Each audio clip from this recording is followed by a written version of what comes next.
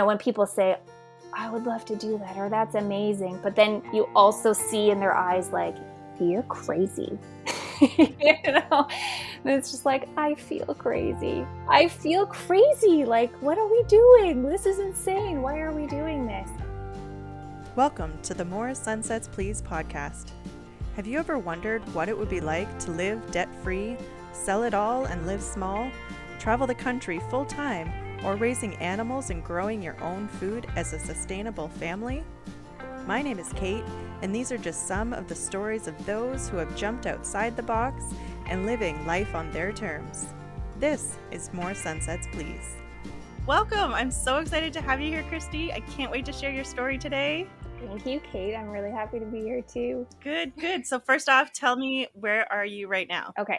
We are in southwestern Ontario at the very moment.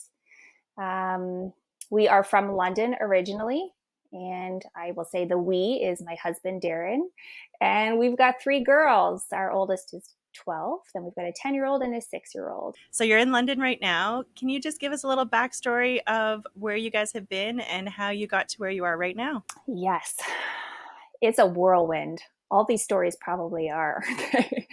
So yeah, we've been in London for a really long time. My husband was a firefighter in London, and I've been homeschooling our girls pretty much always. There were a few short stints where I put the girls in school for a few months here and there, twice. I think 4 months was the longest, and then we would always, pull the girls back out and continue homeschooling.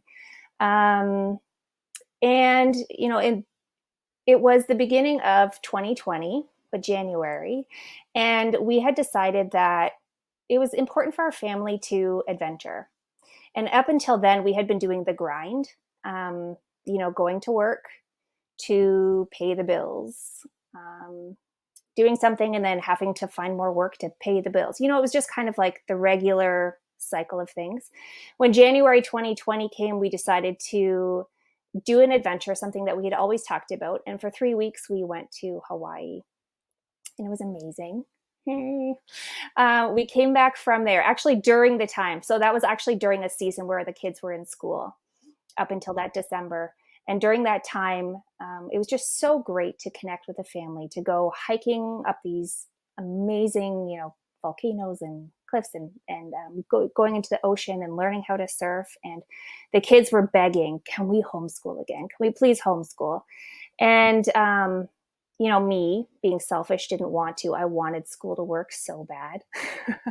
But I knew it was on my heart, and I knew that it wasn't right for our family to continue that. And then it was during that time, those 3 weeks there, that we said, we've got to shake things up. We can't go back to just the grind of working to pay the bills. We know that there's more than this.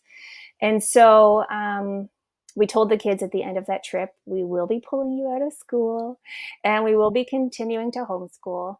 And we came home, and it was right after that things started to shut down a little bit.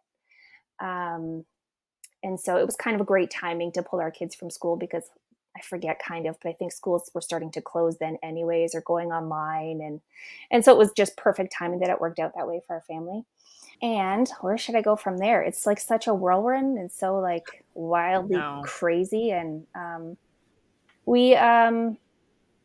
even in that time, homeschooling the kids, I had to shift my mindset, because I had been homeschooling all of these years the way that I was told to homeschool, the way that I saw a lot of people in our church homeschooling, and a lot of people saying, like, your husband needs to be the principal and you're the teacher, and, creating like a schedule. And there was no freedom in it, and there was no fun, and there was no joy in it. So that January, when we were like, okay, we're homeschooling, what does that look like for our family?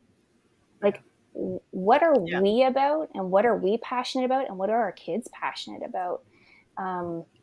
That trip, caused us to come alive a little bit and paying attention to each of our kids' interests. I call it our cookie crumbs. And it's like, I can look at my oldest and see that these are the cookie crumbs that she's dropped along the way of who she is. And then, my others looking at that, and even at myself and my husband, what are those little cookie crumbs that we've dropped this whole like journey of our lives that are really important to who we are, that we need to pick them up and do those things. And so releasing what homeschool should look like and making it what our family needed to thrive, Mm-hmm. And so Yeah. we started to do things really differently, and it was beautiful. For the first time, I was able to enjoy homeschooling, and finding my place and enjoying my kids, when it wasn't like it's math done, now we're moving to science done. It felt terrible for us, Yeah. for our crew. Yeah.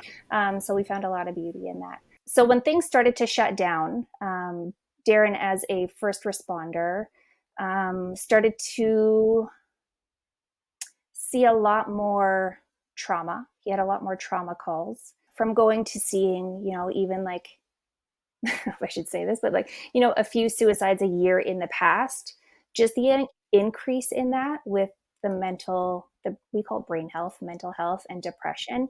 It was a lot. And, and he's very good at his job. He was very good firefighter.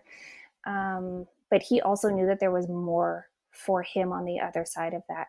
So when things were shutting down and things got a lot more, I don't know, gross, hard, depressing at work, he's like, what?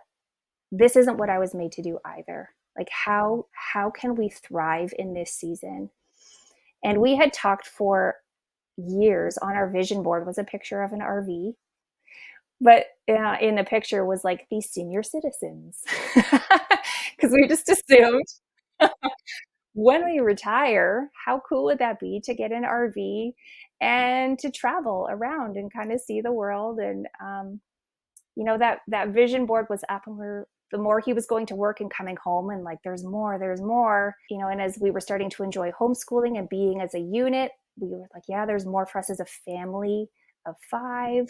What does this look like? And so the first thought was that he was going to go into work and ask his chief if he could have a year's leave of absence from work. And we thought that if that was approved, then we would then pursue seeing if we could find an RV. It was approved, and he actually got 2 years approved, which was awesome. Wow. And so then the hunt for an RV began, and that was kind of challenging. Things were selling out. A lot of people had the same idea, but we, not knowing much, and at that time, we thought we didn't want the trailer because, I don't know, for some reason that just didn't. We were like, we want to drive what we're living in. I don't know. We just thought for boondocking. We knew nothing. We knew nothing about trailer life or RVing. I had never been in one before. But we found one on Kijiji, or what's it called in the States? Facebook Marketplace sort of thing. Craigslist, something like that. But it was Kijiji here. And it was, half an hour down the road. And so we went and we took a look at it and we bought it. And we were going to rent our house. And then we thought, well, maybe we should just sell it. And so we kind of, talked about the price that we would want to get, and we listed it, and we got an offer right away, and we got what we wanted for our house. And so we sold our house, and the person who bought our house wanted most of the furniture. And so we sold a lot of our, oh my goodness, we sold a lot of our furniture with the house. I know. And, wow. And then after that, it was like, well, let's just get the ball rolling here. So then we sold, pretty much everything we owned.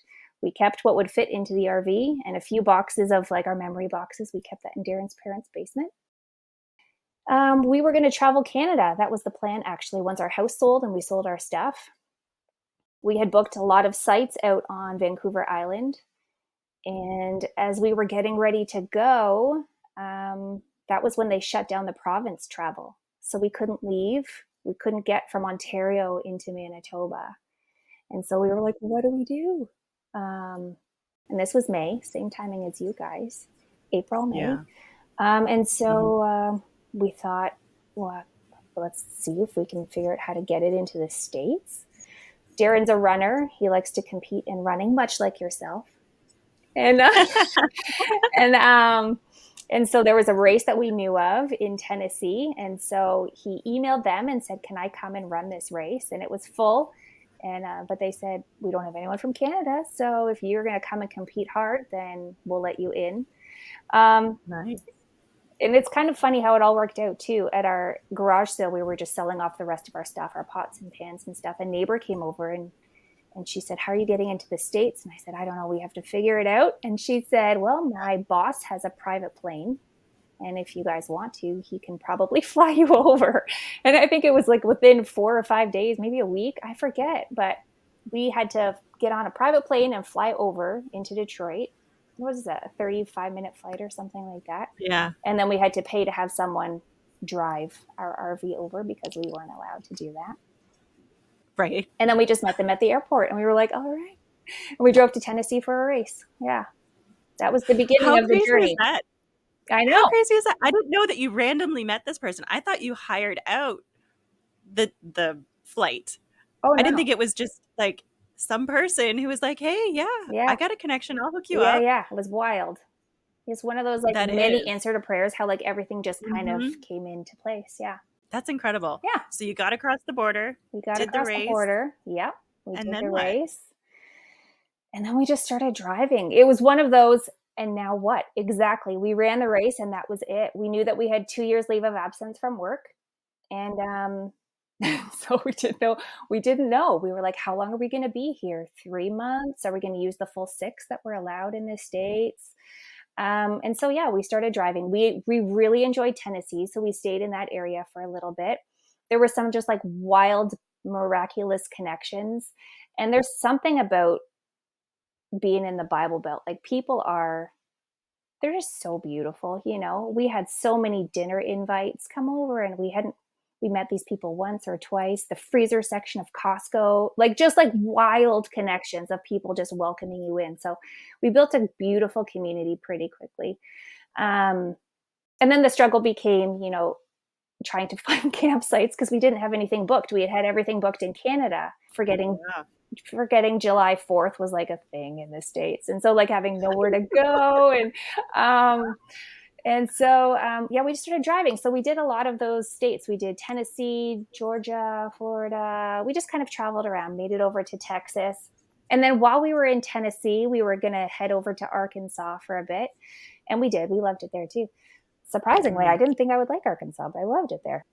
Beautiful. Yeah. Yeah. Oh, Um, yeah. it was then too that it was like, okay, now what? Like we've been traveling for months. We're meeting amazing people all over the place, but now what?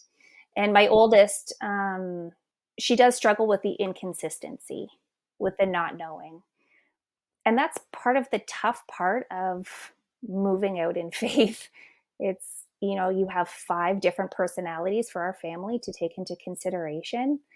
And when one person's having a really hard time, it's hard on everyone because you're a team and you love each other. And so, we said to her, what do you want? In this season, I know that this is hard. What do you want? And she said, I want to go home. And I said, well, where's home? We don't Yeah. have a home. This is it. We're living in it. And she said, home is Tennessee. And I was like, oh, Oh. interesting. We talked about it. We prayed about it. And we felt like, let's head back to Tennessee in this season.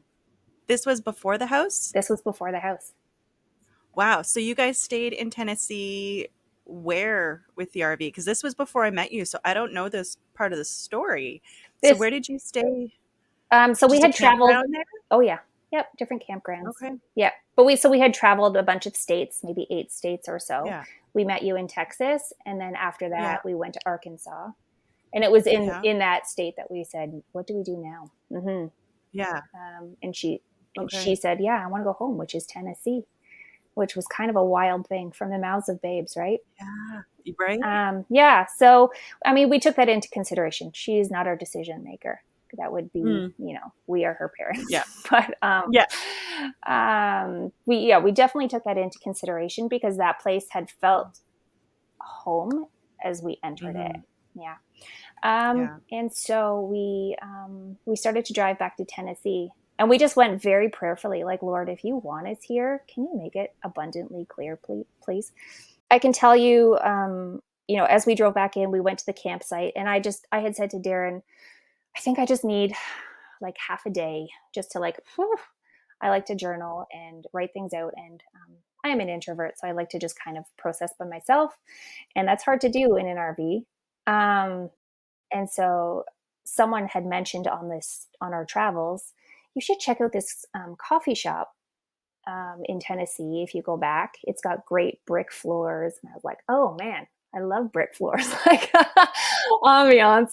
And so I went there and I grabbed a coffee and I went and sat outside on this park bench underneath a tree. And I just got out my journal and I just started like processing. And it was a lot of like, God, what are we doing? And then like, thank you, God, for, and it was all over the place. But as I was processing in my journal, this guy, he kept driving by on like a gator thing, you know what I mean? Like a four-wheel, like a kind of like a golf cart, an intense golf cart.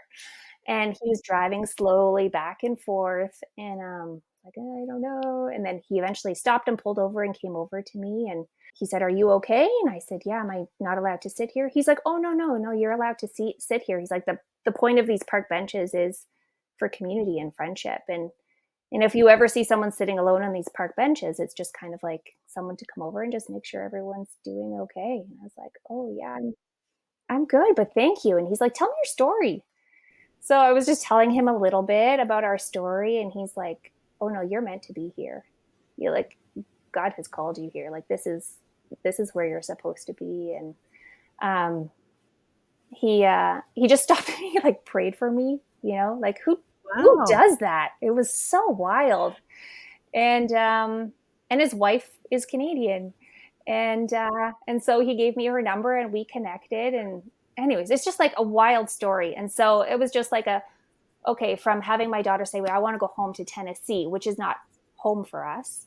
No. And then feeling like I was just like, I needed a moment. And I went and sat on this random park bench at this random coffee shop. And a guy approaching whose wife's Canadian and like, "No, like you're supposed to be here. I feel that too." And just kind of like a lot of affirming things like that Yeah. were really Because we know cool. nothing's random. Nothing's random. No, there have been Nothing's random. so many ordained people that Mm, God lined up before us. You know, yeah. I really believe that He goes before us, and all these different things Hmm. are laid out. And so it's just been beautiful confirmation in these like insane moments where nothing feels like it makes sense, where you feel like you've Yeah. taken a million steps back. It's just like, Yes. oh no, you actually are on the right path. And so Yeah. continuing to move forward, learning to Oh, move forward in the fog when you can't see a thing, it's kind of wild, this yeah. this faith journey, but wouldn't trade it for anything. Anyway, so yeah, so we then we're like, okay, we're in Tennessee. This feels right. What should we Hmm. do? And besides being a firefighter, we flipped houses here in Canada and we had some rental properties. And so we thought, well, this is what we know.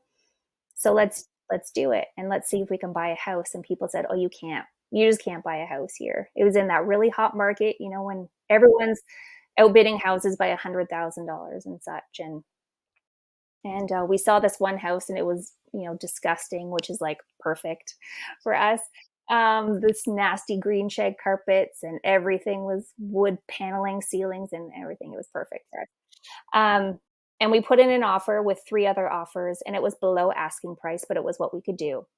And no offers were accepted from the three parties, and they actually took it off the market and then relisted the house for more money than they had originally asked. Um, and so our agent came back and said, "Do you want to offer more?" And we said, "No, like if we're supposed to get this house, this is God's going to do it.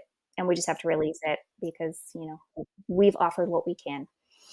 And a week later, we got a phone call and he said, "The house is yours if you want it at your original price." And we're like, "Come on." And a few days later, we had it. So we parked the RV in this driveway and it was this gorgeous property outside Franklin, Tennessee, 7 acres, and the kids were just able to run wild and free. And we were next to a cow farm, and so my kids learned cow farming and driving tractors, and it was amazing. While Darren and I were renovating the inside of the house, and our kids joined in too. I mean, who needs math class when you have to learn how to tile and cut tile appropriately and measure things. So that was really great for that season. So we renovated that house and we didn't know if it would be a flip or we didn't know if we would be able to live there permanently, but we renovated it for both. If we could stay there forever, that would be amazing. And if We couldn't. We wanted to make it a beautiful home for someone else. And so we had to do it quickly, though, because our time was running up for what was allowed in the States. We were in the visa process. At that time, we decided that we wanted to try and make this be permanent for us. And so we had met with an immigration lawyer and started the process for an E2 visa to start our own business for renovating and flipping houses. But actually, at that time, we did an E2 change of status, which I know is going to be like Greek to people who have not gone Yeah. through the visa process because there's Yeah. so many visas. But the change of status would allow us to stay in the States, to continue working without the official visa, sort of, yet, right? Yeah. It's kind of hard Yep. to explain. Yep. But just would buy us more time, which it did as we were waiting for the answer for the visa for the change of status. In the meantime, our lawyer was like, I don't know, I'm not hearing anything. And we continued working on this house, renovating it. We were a few weeks out from being done with the home. And we heard from our lawyer, and he just said, I don't know what to say, because I could hear back from them and it's denied and you have to leave right away. Or he's like, it could be another year before we get an answer, and you're actually not allowed to make any money until you have your answer on this change of status. And so we didn't know what to do. So we prayed about it, and we felt like we were supposed to put the house on the market. And that was heartbreaking because we loved where we were. We loved the people. We loved the church that we were at. Our neighbors were grandparents to our children, my kids. Oh, it was just like, it was so heartbreaking. But God had been so faithful with all of those things in the past. And we were like, we know that we can trust. If we're feeling like we have to list this house, then we should. And we listed it. And was it that day? That day we got an offer. It was fast. Yeah. So fast. And the house wasn't done. And we had only had a picture of the outside because the outside was done. The inside still didn't have the baseboard and trim up and stuff like that. But we got an offer that day with a letter from this woman who said, it's just like, these things. She said, we drove past because it's a family moving to Tennessee from California, and they were looking for a home. And she said they were looking for a place out in the country. And she had seen this house as they were driving looking for a home. And she thought, if I could live in a house like that. And she said she got out of her car and got down on the front lawn, and she prayed that God would give her like that house or a house like that. And so when that sign went up on the lawn, they jumped on it. And it was just kind of like, again, ordained, and not just for us, but for them too. God's working for everyone. And so that was pretty cool. And so, we were trading the house for a family with 3 boys. 3 boys have moved in instead of the 3 girls, but they're hanging out with the cows across the street and stuff now too. So that's been awesome. And and so with that, because we felt like we needed to list the house, and because our lawyer said he didn't know how long we would have until we got the answer or not. We had been living for, almost a year without an income. And we didn't know if it would be another year. And so we felt like we were supposed to leave the States after that, because we had to withdraw our visa application. And so we weren't allowed to stay. And we didn't want to come back to Canada because Canada still had some regulations that you weren't allowed to leave for certain reasons. And we just didn't want to be a part of that. There were still lockdowns and things going on back home that we just wasn't going to be for our family. So we're like, where do we go now? Some of our best friends from Canada had also left maybe a few months after us. I'm not sure if you know her, I've connected with her online. But they left Canada and went to Nicaragua, and they bought a boutique hotel. We went to Nicaragua.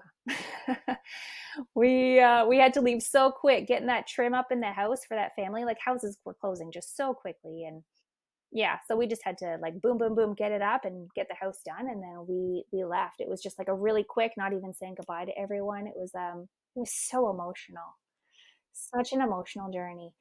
But excited to be moving forward with whatever was next for us. And so Yeah, we got on a plane and went to Nicaragua, and again, we were like, "How long are we gonna be here for?"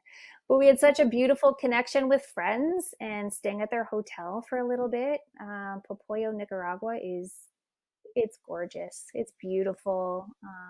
Love the people. It always felt so safe, and I mean, I definitely highly recommend checking it out for those that are looking for somewhere warm to go all the time that's not in the States. But it was like a wild season for us because there were so many lessons for us to learn while there. There were some hardships there for sure.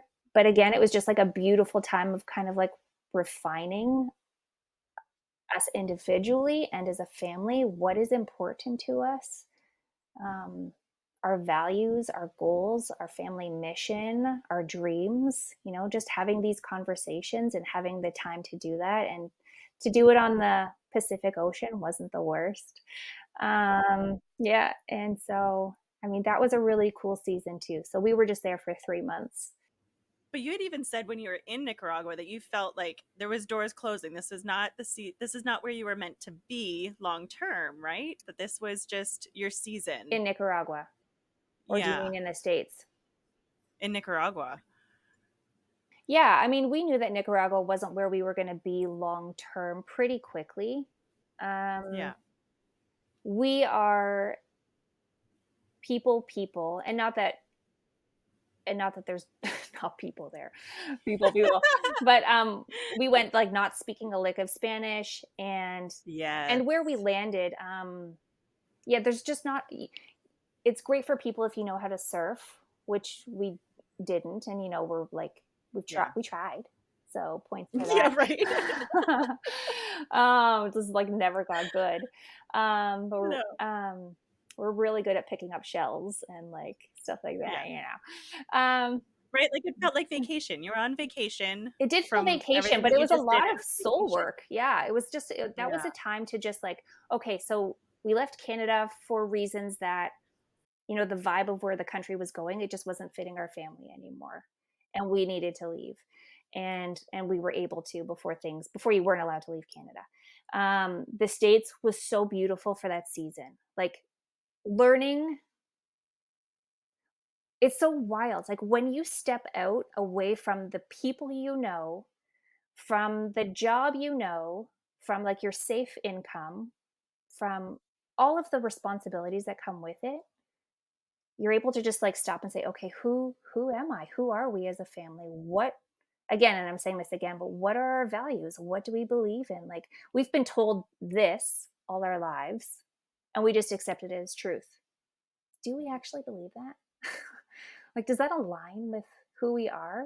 There was a lot of that. And so in that, hard to ask those questions, but a lot of freedom comes from it because you're just released to who God made you to be, who God desires our family to be. And so, yeah, in the hard, there was a huge release.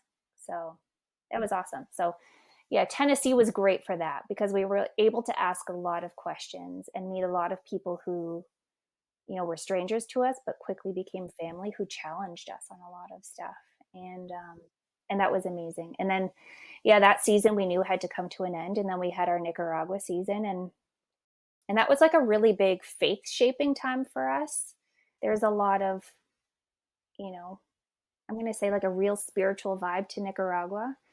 And some of it's pretty dark. And, we experienced some of that. And that caused a part of me to wake up to using my voice. I've been such a people pleaser my whole life that it's just kind of whatever you want, what pizza, whatever you want, I just, but learning to use my voice and then acknowledging my role as, yes, I'm a wife and yes, I'm a mom. These have been dreams for my whole life. Well, how am I going to fight for my people? You know, seeing kind of like some of the darkness and some of the bondage and some of the hardships that um, people accept kind of well blindly. It's just like whoa, like my eyes have been open to so much. I almost Yeah. wish like just give me a I break. know. Just give me a little break. But no, it's just like it's brought out this fight spirit in me, No, like, I am not a meek person. I've somehow was, I don't know, not trained to, but just took on the role of like a quieter person, but that's not who I was made to be.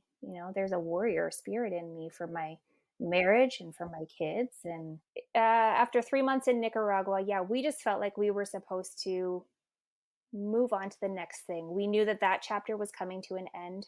We knew that there was something ahead. And at that time, they had changed a few laws in Canada that were making it easier for people to come and go out of certain countries.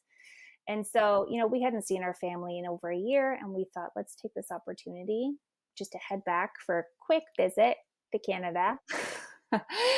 Just to say hi to everyone and see everyone and the cousins and the grandparents and things like that. And so, yeah, after 3 months in Nicaragua, we boarded a plane and headed back to Toronto, and we had a beautiful reunion with everyone. We moved into my parents' basement for a few weeks, and we didn't know where to go after that. We still weren't allowed back into the States. So, sorry. Part of why we had to leave the States is you're only allowed in for a certain time without a visa, and then you have to be out of the States for 6 months. So we had done 3 months in Nicaragua, and we thought we would do 3 months in Canada before heading back to Tennessee to try for a new visa. So after a few weeks in my parents' basement, we didn't know where to go. A friend offered us her double wide trailer up at campgrounds up north, northern Ontario, and we headed up there, and it was like just the best time. We celebrated our 15th wedding anniversary there, and we woke up, and Darren looks at me and he goes, "Who would have ever thought we'd celebrate our 15th in a double wide?" It's like, hey, that's awesome. And so yeah, it was so cool. And again, it's just like how God goes before you. We met four other families up there who were there at this trailer park place for that time too, waiting for their visas. Um, yeah, like wild. Yeah, it was amazing. So one family got their visa and they left midway through to go to Florida.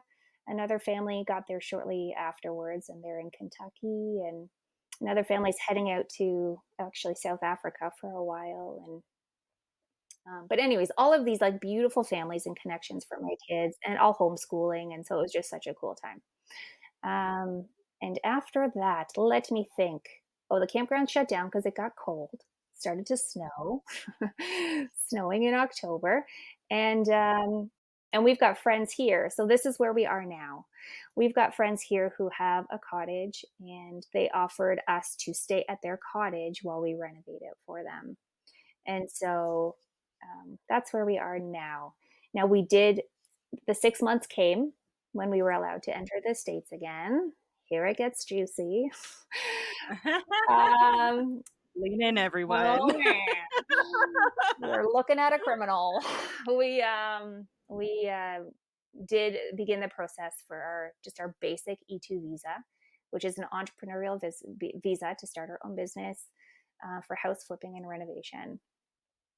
And so that's in the works, and we know that our visa interview is coming up. In the meantime, once we were allowed back into the States, we said our goodbyes to everyone. We packed up the furniture that we had left and acquired in the meantime and uh, and we had rented a place in Franklin, Tennessee to head back there for 6 months. And as we were approaching the border, I was just prayerful, really don't ask us a certain question. And Yeah. and they didn't. Um, Praise No, the they Lord. didn't. They didn't. But what they did ask us was, well, they asked us to pull over, which was fine because we had a U-Haul and we just assumed that they wanted to go through it. But they pulled us into the office and pretty much, well, I don't know how much I should say, but he asked what we were doing for education for the kids right away. And we said we're a homeschooling family, and that was not cool to him. Um, and so it was so confusing. And then he just kind of shut down and stopped answering our questions. And then, our hearts are racing. We're like, well, we never expected this. We've been doing everything right. We've been doing everything legal.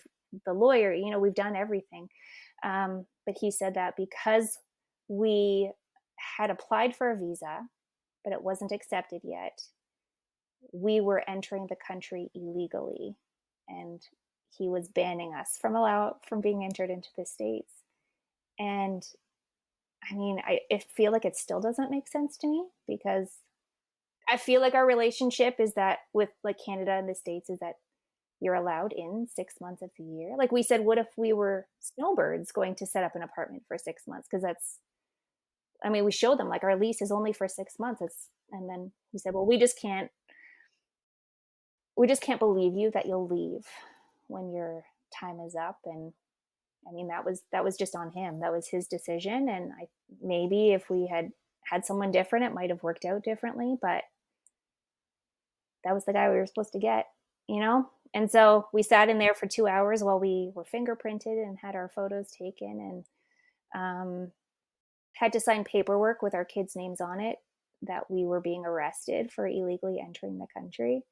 And, I had tears just rolling down my face. Oh, yeah. And the kids were so upset because, if I'm just going to say it here, if our visa was not approved, we would have left.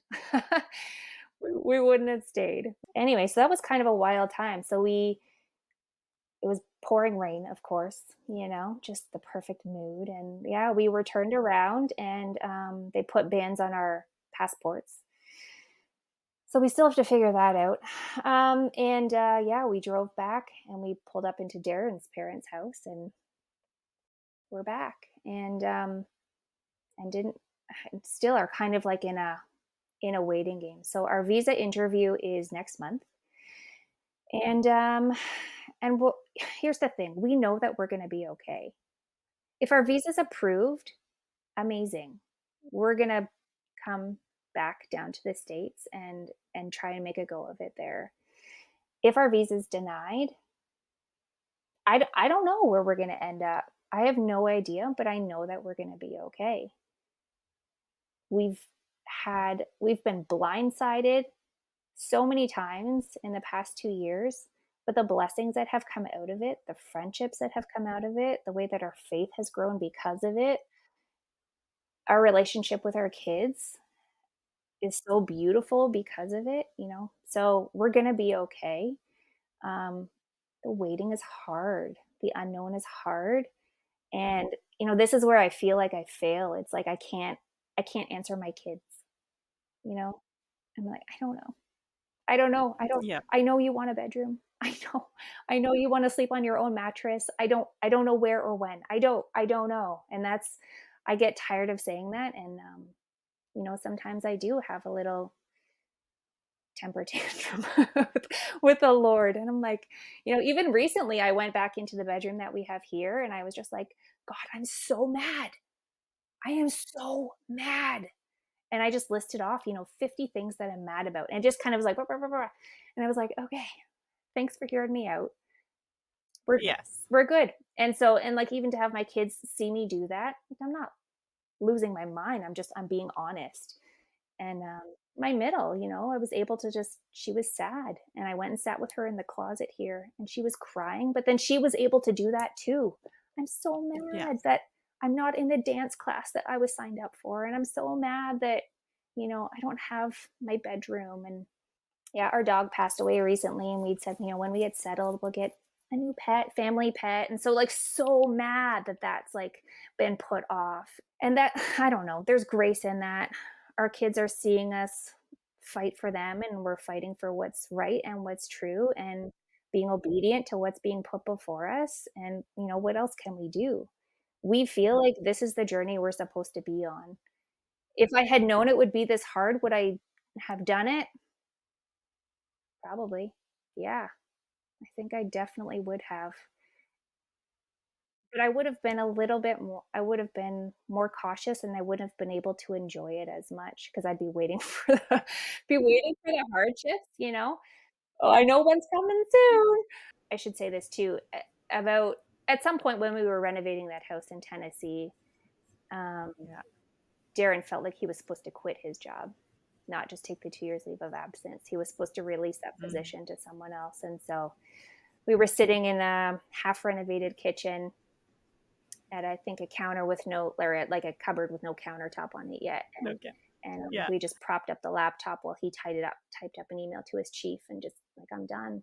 I release it because I know that there's something more. And he released that position, and I think, I'm thankful that he did, because now that we're here in another season of unknown, we've Yes. said if he had kept his job, because it's been so hard, we would have been so tempted to just go get the sure paycheck, you know? Yep. If we had just rented out our house instead of selling it, like we had originally thought, we would be moving back into a home where everyone would have a bedroom and their own bed, and we could get our family pet. We don't want to go back to the easy.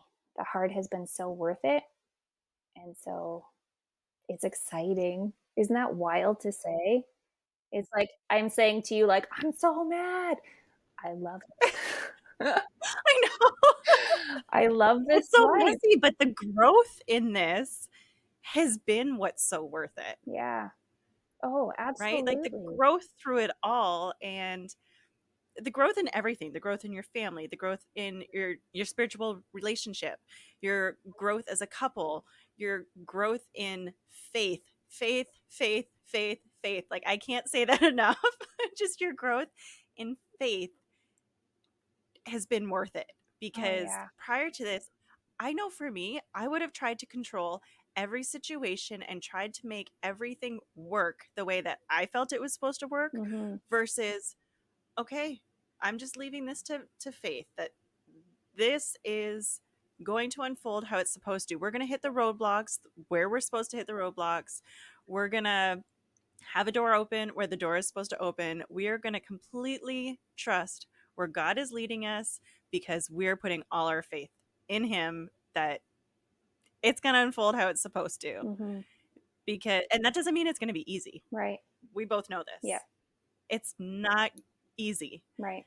but every little trial and challenge and triumph just puts all that back on God, and that it just reaffirms your faith. And for me, I have loved that, Mhm. and that's made it worth it. Mhm. Yep. Yeah, absolutely. And that's something when people reach out and they say, we've thought of doing something like this, but I don't know if I can. Or even like, I've thought about homeschooling, but I don't know if I can. Or we've thought of doing an Yeah. adventure as a family, but I just don't know if the risk is worth it.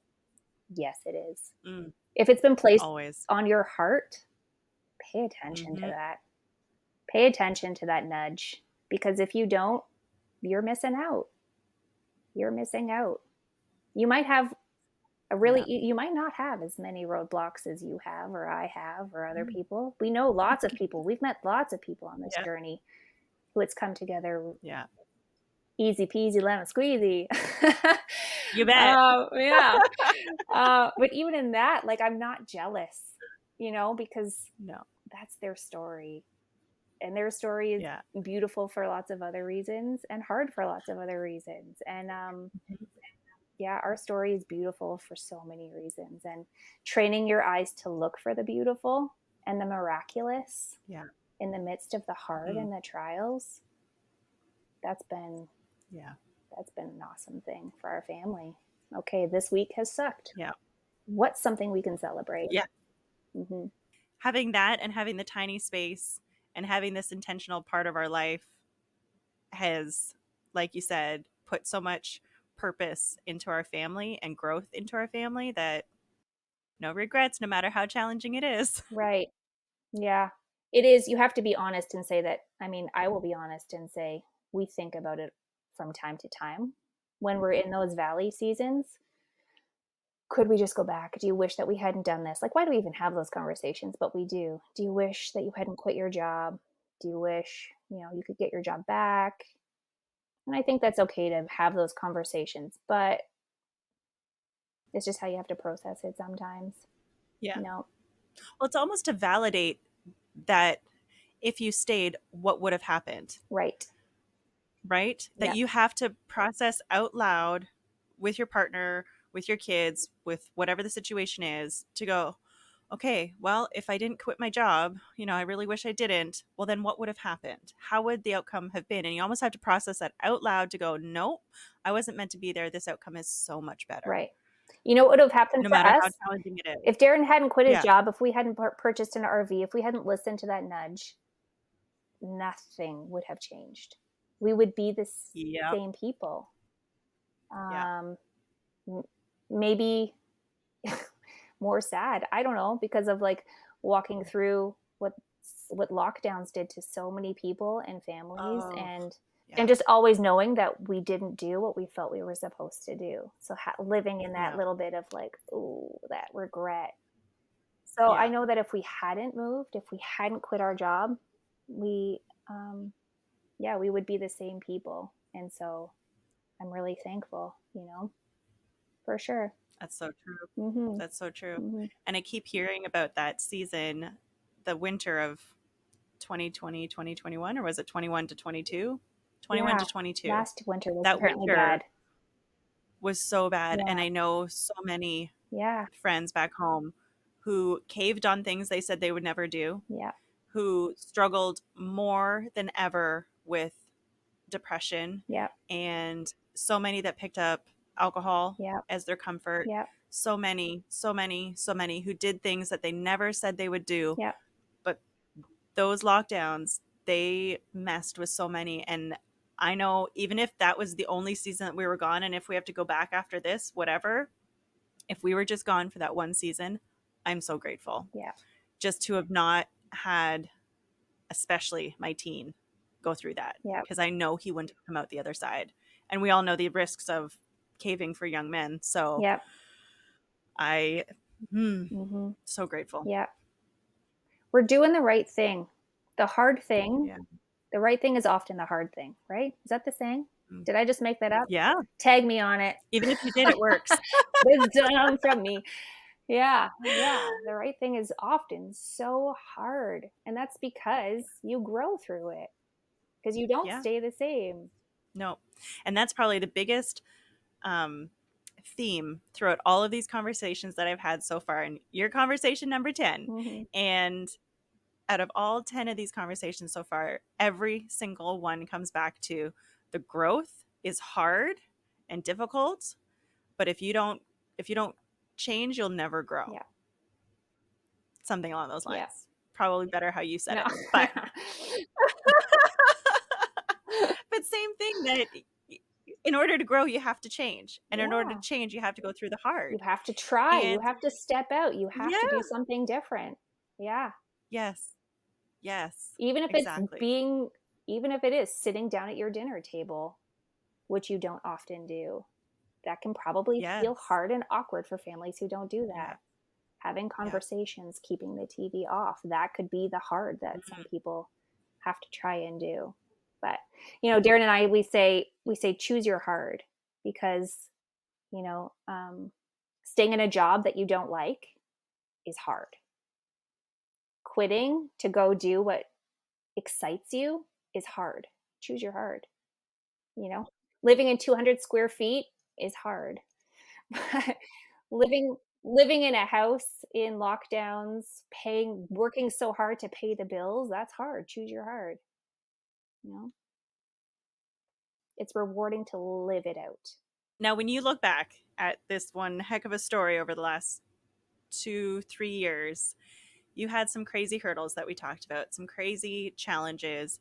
When you decided that you were going to take this leap, what were some of the big fears that stood out to you that you're like, oh, I'm not so sure about this, but you worked through them? You obviously got through I them. mean, that we were going to mess up our kids, taking them away from their cousins and from their friends, that we were going to um, have financial struggles without a job, that we were going to miss having a place to call home.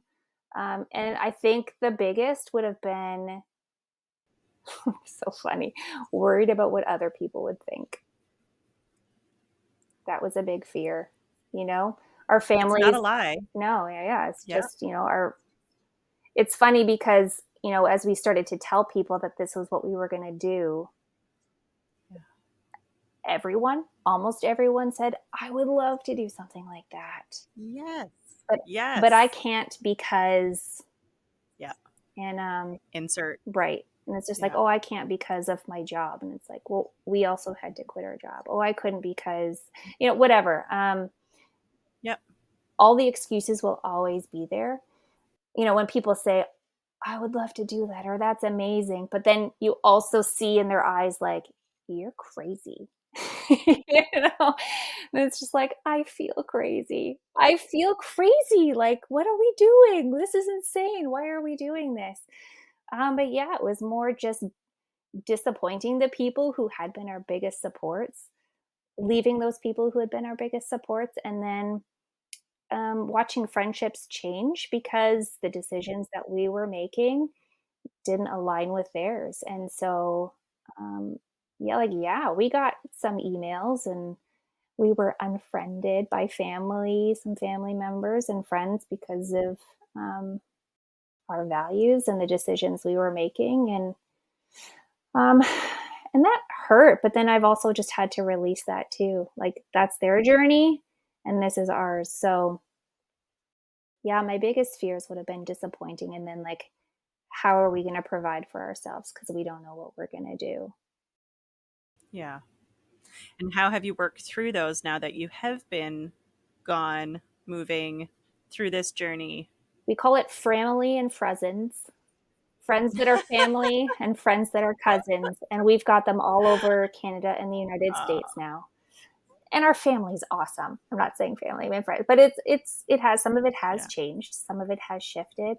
And again, like, I'm thankful we're in a season where we can do this, like, that I can see your face while we have this conversation. And so Yeah. kids were able to call their best friends back home and their grandparents on a super regular basis. So that's, like, kind of a beautiful part of this time Mhm. um, in the world. If we need technology, yeah, it's That's right. there is a pro to that. And then I think just because of some of the hardship that we've gone through, and so Darren and I have had to become like a real team. So like I said, we've been married over 15 years, and the first 13 years were so, I'm not going to say like vanilla, but like, it was just so, like, we did, we did the thing, we just went to work, came home, had supper, schooled the kids, played games once in a while, got together for pizza night with friends and that sort of thing. And so there were no surprises. And so um, like, we never fought, Darren and I. We never, like, we would be like, oh, I don't agree with you on that, but we could just, and stepping out, it was big decisions. And so we've never had conflict until we got on this. And so, like, learning how to, like, overcome conflict, because you're either, like, living super close and stop touching me, I need my own air, or it's just like, oh, I think we should head to this state or that state, or I think we should stay put, or Yeah. I think we should go to Canada or Nicaragua or whatever. It's just like, wow. Ah. And so Yeah. learning how to communicate, learning to release, learning to forgive, like, all of that stuff I had just never really had to do before. And Yeah. um, so the fear of, like, disappointing people, I just had to learn, like, again, I talked about with you, what do I believe? What are my values? And then having those conversations with Darren where we've put it on paper and we put it up in our house. Like, this is our family mission statement. These are our values. These are our goals. These are our dreams. This is our vision board. Getting as much as we can on the same page with that stuff, especially with the, like, really important things. Learning that everyone's on their own journey. And so if people want to judge us, that's their journey. And it's kind of a crummy one to live in, like, constant judgment of other people. So I'm just going to release you to that. And I'm not embracing that. So, and then the fear of, like, financial stuff, that's still like that's still a thing that can definitely, if I don't rebuke that gets me. Yeah. But it took us a year and a half on our journey to have the conversations and to be honest with ourselves in, like, in our giftings and how God designed us and made us, and, like, what are our deep passions, what are the things that set us on fire. And I met with someone that I met a new person on this journey, and she said to me, oh, you're an entrepreneur. And I was like, oh, no, no, no, I'm not. That's Darren's the entrepreneur. I'm just here. And she's like, oh no, you've got a real entrepreneur spirit. It's funny when people can speak over people, like the freedom that comes with that. And so being honest, rebuking the lies that I've believed about myself. I have a blog now that I don't know if people read blogs, but I write. And so just like instead of journaling on paper, I'm like blog for the people that read it. But my latest one was about like the unworthiness lie that has come with me 43 years, and learning to like, no, because of who made me and whose image I'm made in, I have worth.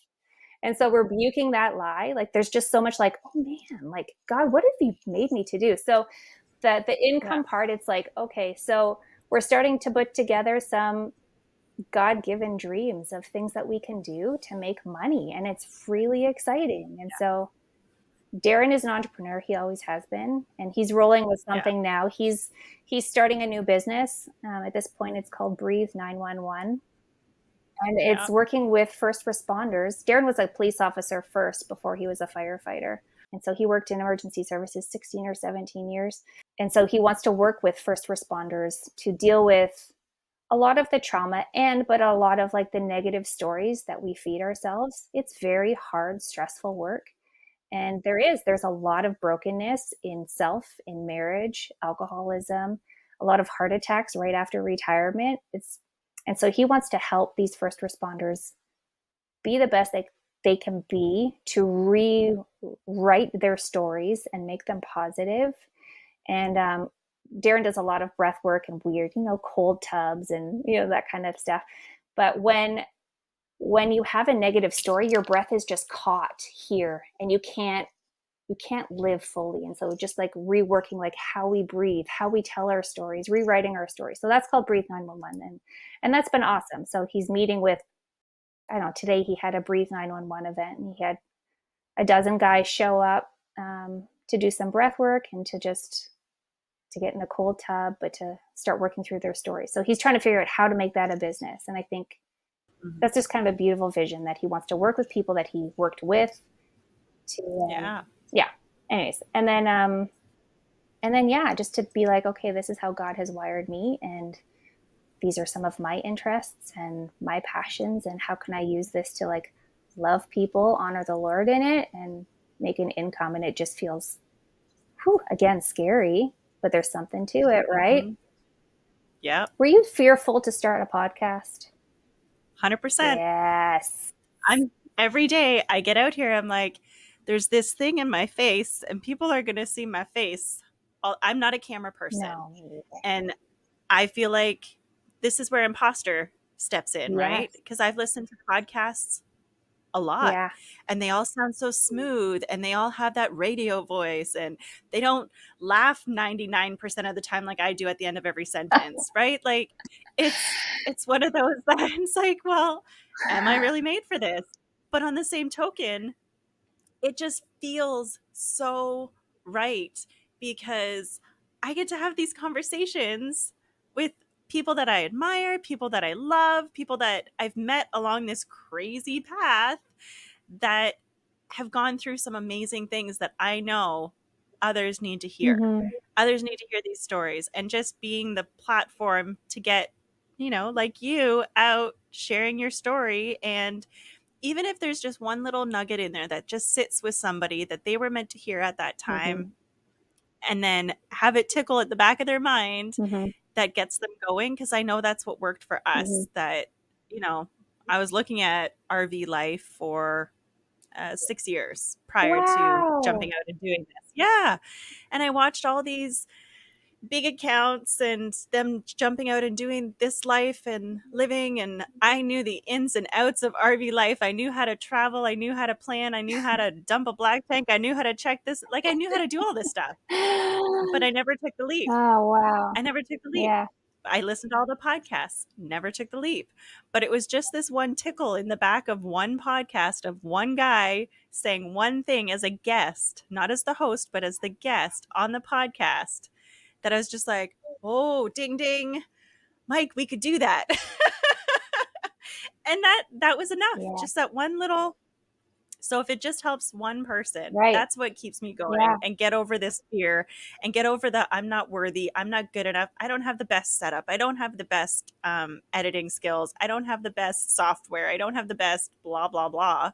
Insert, everything bottom of the line, right? But you're Like, doing it, which is more than but I'm doing it. 99.9% of the world. So Exactly. yay, you. Exactly. Yeah, no, inspiring, Yeah. Kate. Good for you. Yeah. So yes, it's terrifying to do Yeah, this. it is. It And I'm is. totally scared to do this, but You're crushing it. yeah. Good for you. Yeah. Yes, Yeah. I am. Yeah. I mean, yeah, totally Yeah, you crushing it. are. But I feel good. Like, it feels good and it feels right. I feel bad that I have to kick my family out all the time, so it's quiet in here. Mhm. But on the flip side, it gets Mike out there doing stuff with the Yeah, kids, right? right? It really gets him out there doing stuff with the kids, which is so important. Yeah. Ooh, this is a good one. Okay. So, along Yes. this whole journey, what has been the biggest wow moment for you? Oh, wow. And it can be wow of any kind. It could be wow in beauty. It can be wow in, God showing his awesomeness. It can be a wow in family moment. It could be a wow in anything. But what was like the wow? That's really, really hard. I wish I had read these Yeah. questions before we'd gotten on. um, oh, I don't know because yes, like all of it. You know, Yeah. Yeah. God is so good and he's so kind and he's so faithful. Like these are Yeah. things that I had heard and so I had said Yeah. them and I Yeah. believed them. Yeah. But then, when you put God to the test, does Yeah. he ever blow your mind? Yeah. I It's wild. And I think another thing that's wow is people. You know, Yes. there are really great people. There are, Yeah. yeah. Because it had felt terribly lonely here and we had Yeah. someone in our neighborhood who walked her dog and she called herself the COV, police, and she just wanted to report anyone and anything that she could. And it just felt like Oh. people are terrible. It was just so, Mm. and Darren going to work and just some of the stories he'd come back with, and it's just like, I just, ugh. Mm. There's so much hurt and there's so much brokenness, but there are so many good people in the world, and there are so many people who want to help if they knew that there was a need. Like the amount of strangers' homes that we've gotten to do laundry in, like it's so like because we met someone at, wherever, and it's just like, "Oh, like, where do you do laundry?" "Oh, we look for a laundromat." Like, who would have thought that that's, like, what I do on a weekly basis? "Where's the closest laundromat?" And they're like, "Why don't you come over, do a load, and have a coffee?" And it's like and if you take people up on it, it can form beautiful relationships, and it's just and you feel good, just Yeah. starting that friendship, and then they feel good because they were able to serve, and so that's been a huge wow. People, there's so many good people. Yeah, the world is beautiful. The sunsets. Mm. God is such a masterful creator. There's more.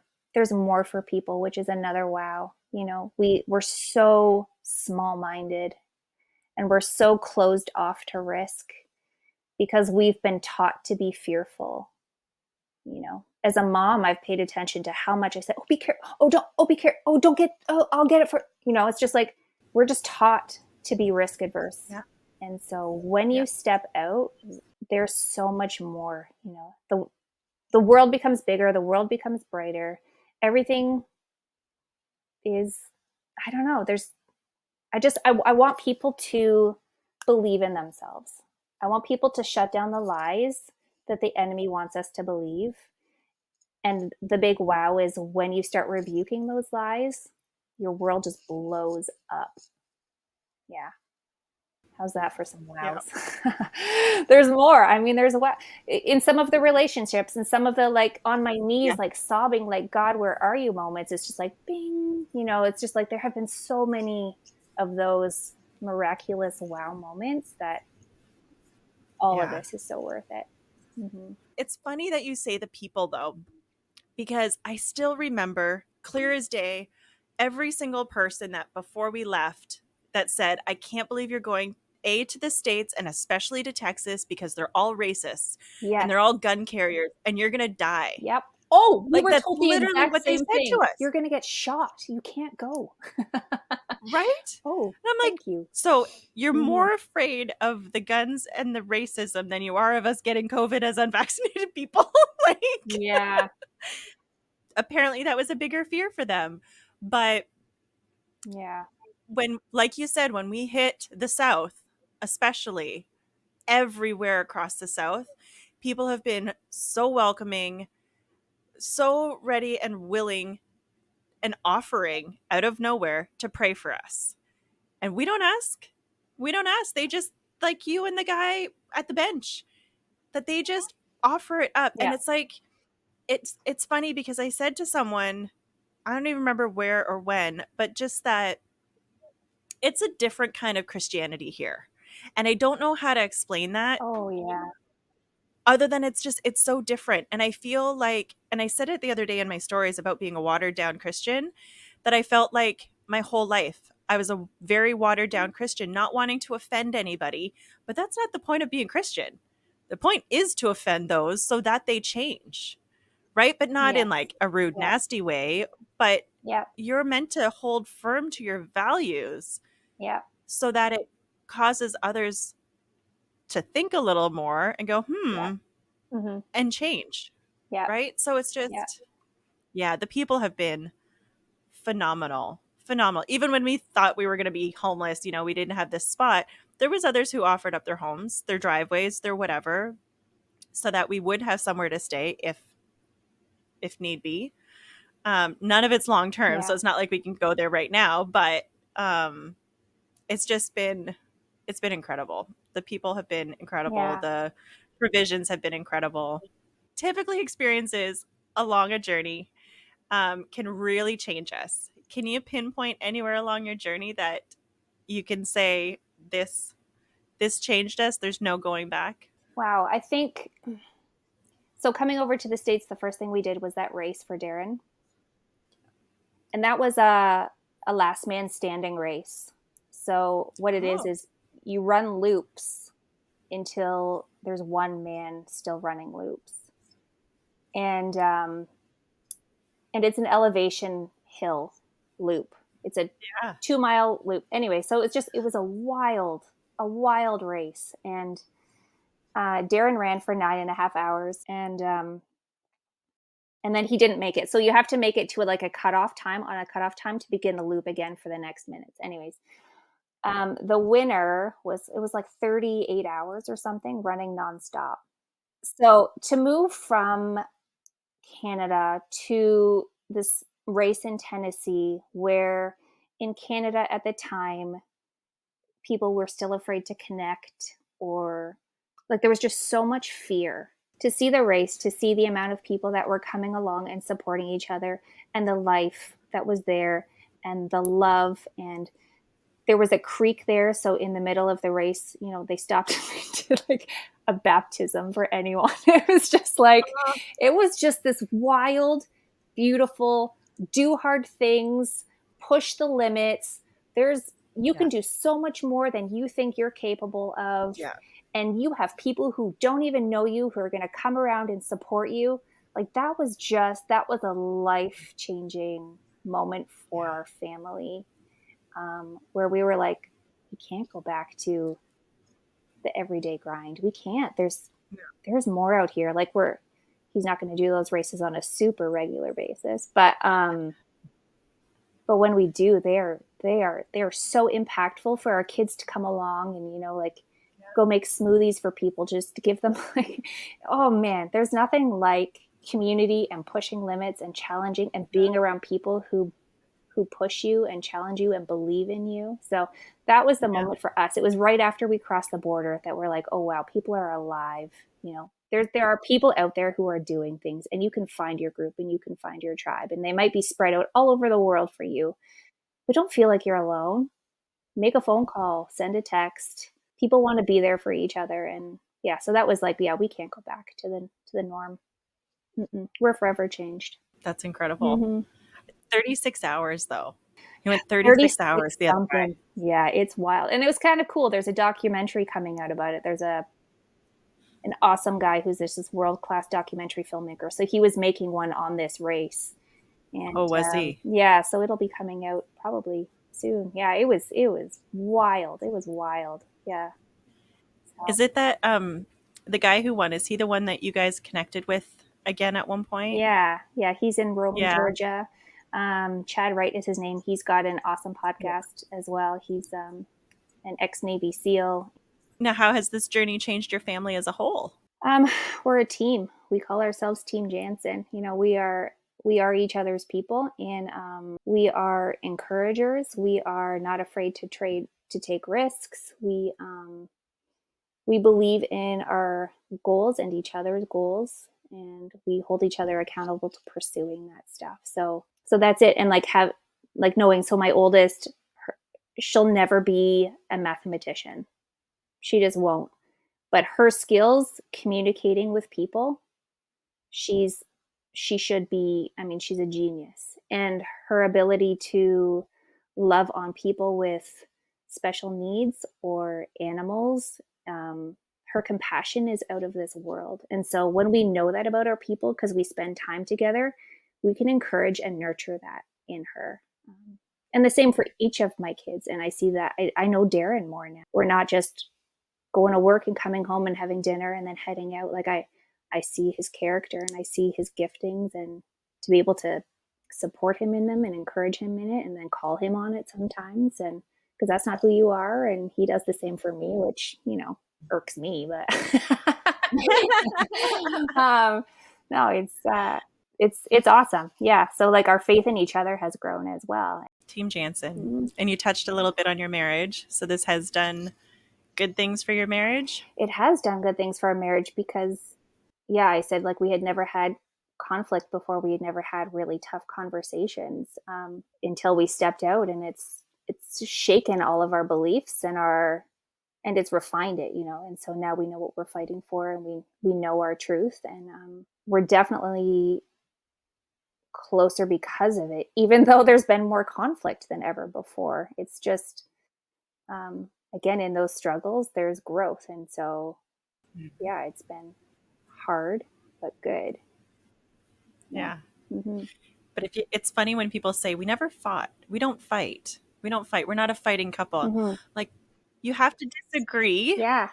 in order to get to know each other better, Yeah. right? If you're going to commit to this for life, you got to get to know each other pretty good and not just be comfortable Yeah. sharing a space. Yep.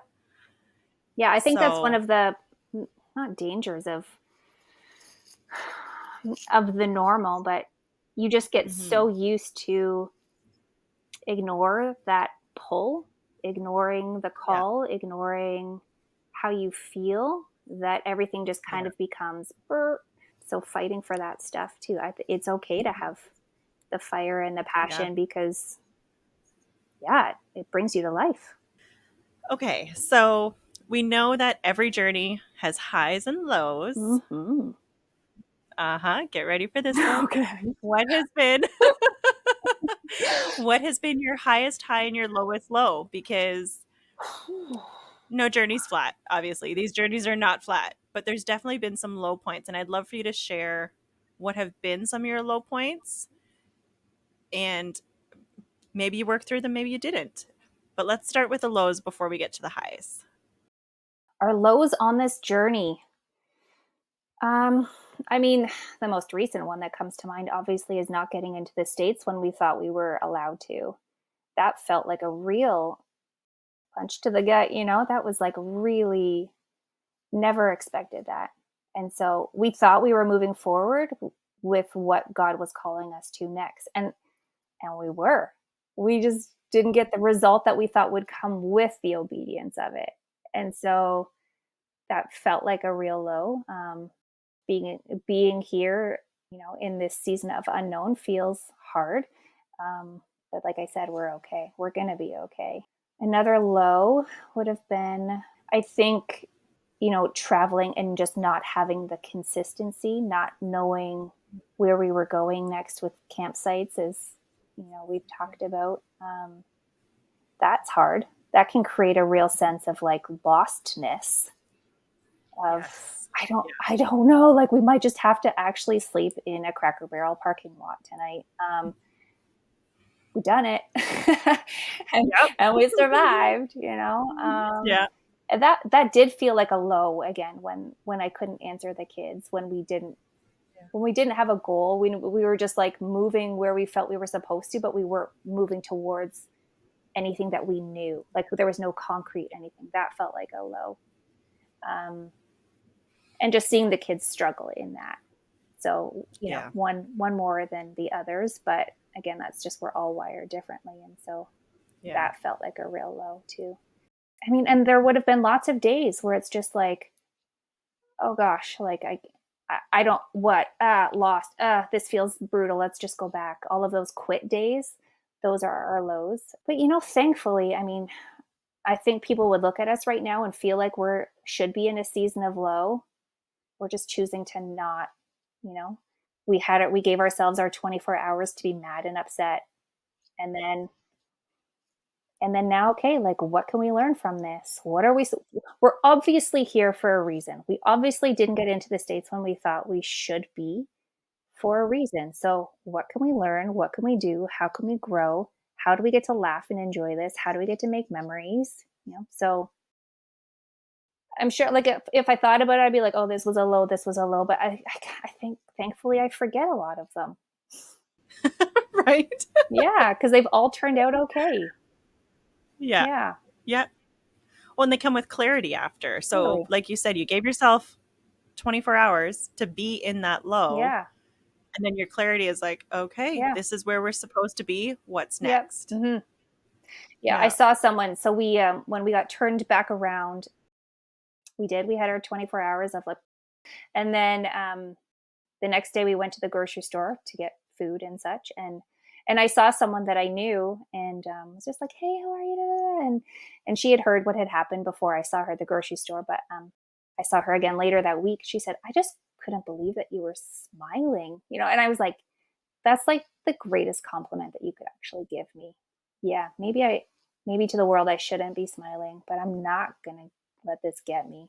We're gonna take this and then we're gonna run with it. So right now we're at this cottage and we get to renovate a bathroom. So I don't know, you know, Right. yeah, I Right. don't know. And I think that's a lot of it Something is in it. finding the highs in the lows. Yeah, yeah, Yeah. yeah, absolutely. And so you had also asked Yeah. what were the highs? Mhm. Oh man, like all of it. All of it. I don't know. I every moment had a high. Clarity on the things that I believe in, and values and goals. And like we're still refining that constantly. Yeah. But that's such a high Yeah. for me that it's just like, oh no, this is my life that God's given to me for a purpose. I don't need to try and create someone else's life that appear to have it all together. Like, so that's a high for me, just having clarity on that stuff and my journey and our journey, and feeling peace and freedom in that, and God in it, and his leading and blessing in it. And so that's definitely a high. Um, and then seeing my kids, go jump waves in the ocean when we're near the ocean, and climb a volcano when we're near a volcano. And That was crazy. oh Yeah. yeah, like the milking cows and drinking milk right out of the cow. Like these are experiences that we couldn't have had if we were home just doing the things. It's all been seeing my kids go make friends with people of all ages.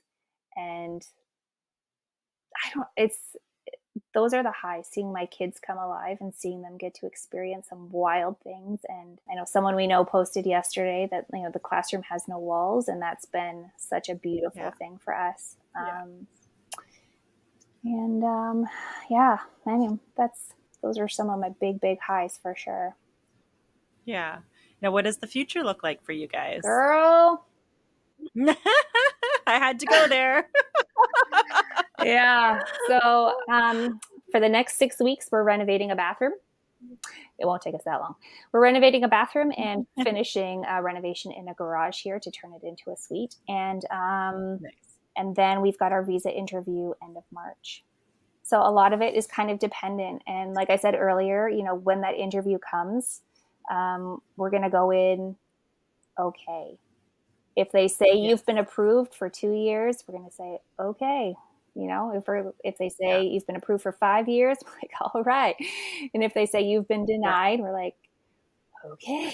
Okay. So we would probably take again our 24 hours to say, now what? Yeah. And then the Lord will lead us to where we're supposed to go next. So, I mean, our dream and our prayer is for a home, or at least somewhere to call home. We're talking about, maybe getting a trailer again, but it's just like it's our space.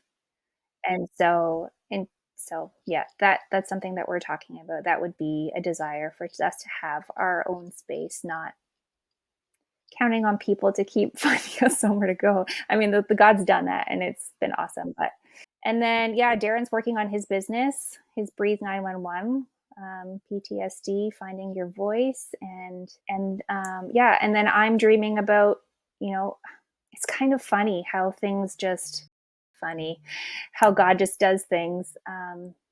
But this year I've been walking through with a lot of women and some I don't even know through social media, but just connecting with people and helping people find their voice and helping people discover their passions and helping people figure out what God has created them to do and helping women rebuke the lies that they've believed most of their lives. When that woman said to me, "You're an entrepreneur," that broke something in me. Like, whether it's true or not, she gave me permission to think so. And I think a lot of wives and moms are so locked in that to be that voice to women, to break them out of that, to say, "Oh no, you are loved. No, you have value. You're super gifted. You're so creative." It just to be like, "Oh, I'm more than this. I'm this."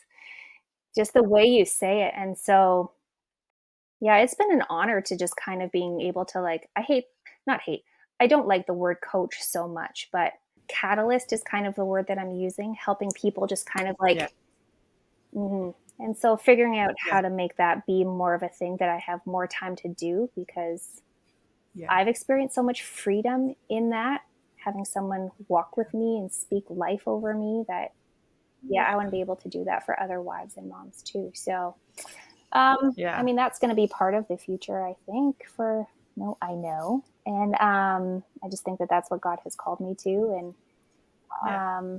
part of my role. And beyond that, the future is, the future's unknown, but I know God's gone before us. He always has. And so it's going to be good and it's going to be hard. And in the hard, it's going to be good. So, You're so good at making people feel good. thank you. And I know that's not the self care, the self talk, the self, you know, world that we've become, but it's just knowing when you hear it from somebody else, like you said, because we don't always listen, right? We're better at listening for some reason, which never correlates, right? We're always lying to ourselves and we're Yeah. always saying, this is how we are. This is how we are. Yeah. Meanwhile, God's trying to tell us, no, no, this is what you are. Hello, listen to me, pay attention. Yeah. And we don't, Yeah. because our self talk gets the best of us. So even just having somebody to be that catalyst Right. to say, "Hey, hi, this is what you are. Mhm. Mhm. This is really what you are. Stop telling yourself otherwise Mhm. because this is who you are." Mhm. That's that's a gift. Mm. Thank you. Yeah, I'm so thankful. Like, I'm just so thankful, and I love seeing moms learn to pray for their kids and enjoy being around their kids.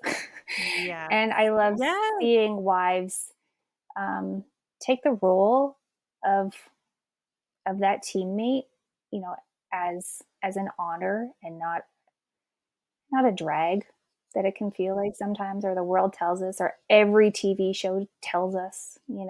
And to see women, yeah, learn to hear God's voice, because I didn't know how to do that before this trip either. I believe that God spoke, but the lie of unworthiness was too big for me at that point, that I didn't believe he would speak to me. I believed he was that for everyone else. And so to then start learning how to rebuke that, and then to sit and to listen for his voice and what comes from that, I love being able to see that come alive in other women, and like, no, God is speaking to you. So let's learn to start listening, and what is he saying, and then what they're able to do because of that. We're not all meek women. I mean, meek isn't a bad word though either. We can be meek, but we can also be warriors at the same time, you know? And to see that come alive, I think we need to do that for our homes. It's really important in this season. So if you feel that nudge on your spirit for anything, pay attention to it, because God's putting it there for a reason. And every life is for a reason. No life has been made by mistake. And everyone has a gift, and everyone needs that gift. And so if people are choosing to hold it in, like me, my voice, and some other things that I've just like kept private, you're not doing yourself a service. You're not honoring God with it. And people are going to lack because they need that from you. And so, you know, I'm going to say props to you, because you felt the nudge to do this podcast, and you're being obedient to that, even in the hard. And people need your voice, and people needed you to do this. And everyone has something like that there's a nudge. And whether it's selling your house and all your stuff and traveling to another country, like, that's a big one. Or like we said, sitting around your dinner table and asking your kids what the best part of their day was. We all have, there's something. And I don't I would disagree that there's any person in the world that doesn't have some nudge that they need to be listening to, that there's not one area that they need to challenge themselves or grow in, or their family or their team, because we can't just stay where we are, you know, because then the darkness wins, and there's, you know, the world needs everyone's light, your light, anyone's light. The world needs it. So The whole purpose of this podcast is to inspire others who could be listening or watching, who see your story and feel the same, but are wanting to take that step and not sure how. How would you inspire them to just get out there and do this? gosh, take a step. Sometimes take a leap. I mean, it's what we had to do. We had to come to a point where we knew there was more, and then it was just a blind flying leap. And we felt alone, but we didn't need to, because there's a community. And so it's been super cool to have strangers reach out to me, and, you know, just to give them some verbal courage, you know? And so don't hesitate. Like, if people want to, but they feel very alone in it, reach out to someone. Anyone that you're doing a podcast with, I'm sure, would be willing to just talk someone through it and be a cheerleader, because sometimes that's all you need too, is a cheerleader. And there are lots of people who want to be your cheerleader, because as wild as this adventurous life is, it's been so worth it. And so I want to encourage anyone who wants to step out and do something new and different and brave and bold, that you have what it takes to do it. You don't get to make excuses. You can, but they're excuses. They're not truth. Reach out to people, get a community around you, and then go. Leap. You won't regret it. Go for it. So if anyone's looking to connect with you, how can they find you? Well, I have Instagram. I don't have Facebook. I'm at Kristy Janzen. So yeah, I mean, you can definitely feel free to reach out to me. I would love to hear from anyone who wants to connect and chat. That would be awesome. Okay, awesome. And then is your website on there too? Oh, my Or is website. that separate? Yeah, my website You have is, a website. I do. Mistakesandgrace.com is my website. www.mistakesandgrace. Yeah, because that's what it is. That's what this life is about. It's about stepping out. We make mistakes, and there is so much grace in it. That's amazing. All right. Well, I will put all of that in the show notes, and people can connect with you. And this has been a wonderful conversation. And I'm so glad we got to have this conversation. I appreciate it. Thank you. Yeah, thank you so much. Thank you for listening. If you're enjoying these stories, please leave us a review as it helps our podcast reach more listeners. For more information about this podcast, with show notes, links, and more, please go to our website, moresunsetsplease.com. While you're there, let's get connected. We post often on our Instagram and Facebook and share weekly updates through email. Make sure you join the list. But we want to hear from you. If you know of someone with a great story, send an email to info@moresunsetsplease.com and I'll be sure to get back to you. Until next time, keep taking time to enjoy more sunsets, please.